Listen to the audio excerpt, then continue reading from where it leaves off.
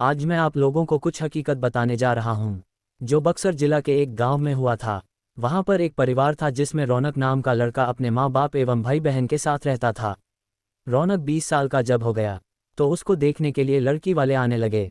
कुछ दिन बीत गया, तभी रौनक को एक लड़की की फ़ोटो अच्छी लगी। उसने अपनी माँ को बोला, माँ मैं इसी से शादी करूँगा, और बोलता भी क्यों नहीं। हर लड़के की ख्वाहिश होती है कि उसकी औरत सुंदर और संस्कारी हो ताकि किसी के सामने ले जाने से उसका मान भी बढ़े।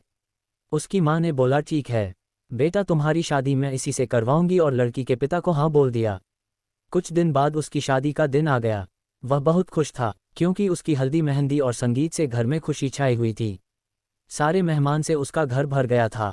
वह मन ही मन सोच रहा था कि मैं अपनी औरत को बाहर घुमाने ले जाऊंगा और दोस्तों के साथ खूब बातें भी करूंगा कि देखो मेरी औरत लाखों में एक है। मन ही मन लड्डू फूट रहे थे और उस दिन उसका इंतजार भी खत्म हो गया, क्योंकि उस दिन उसकी शादी जो हो रही थी।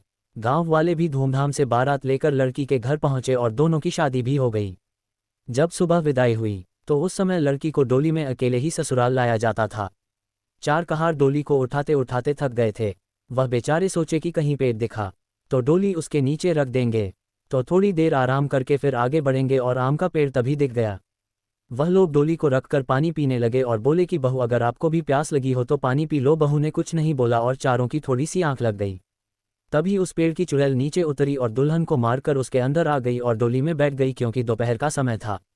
थोड़ी देर बाद वह अपने ससुराल आ गई। लोग चार होने के बाद जब रात हुई तो रौनक अपने कमरे में गया। जब वह अपने बिस्तर पर बैठकर दुल्हन से बातें कर रहा था, तभी उसे जोर से प्यास लगी। उसने कहा, मैं पानी पीकर आता हूँ। दुल्हन ने बोला, आप बैठो मैं पानी दे रही हूँ। इतना कहकर उसने अपना हाथ लंबा करके कुएं से पानी निकालकर उसको दे दिया। इतना देखते ही रौनक जमीन पर भद्द से गिर गया और बेहोश हो गया। थोड़ी देर बाद जब उसे होश आया तो उसने अपने सामने घूंघट में छुपी चुड़ैल को देख लिया और भागने की कोशिश करने लगा। तभी उस चुड़ैल ने बोला, आप भागो मत, मैं आपको मारूंगी नहीं और अब मैं आपके साथ रहूंगी भी नहीं। नहीं तो आप जीवित नहीं रहोगे, क्योंकि आपने हमारा चेहरा देख लिया। लेकिन ये गांव हमारी ही निगरानी में हमेशा रहेगा, क्योंकि यहाँ मेरा ससुराल है। और मैं आपको एक बात बताती हूँ जो आप अपने गांव वालों को बता देना, कि जिस घर का चूल्हा उत्तर दिशा में होगा वह सब अपने घर का चूल्हा दक्षिण दिशा में कर लो, तो उनके घर में हमेशा बरकत बनी रहेगी। इतना कहकर वह गायब हो गई। शास्त्रों के हिसाब से माना जाता है कि दक्षिण में अक्सर भूत प्रेत निवास करते हैं, लेकिन ऐसा करने से आज भी उस गांव में कभी भूखमरी या फिर कोई बीमारी जल्दी नहीं आती।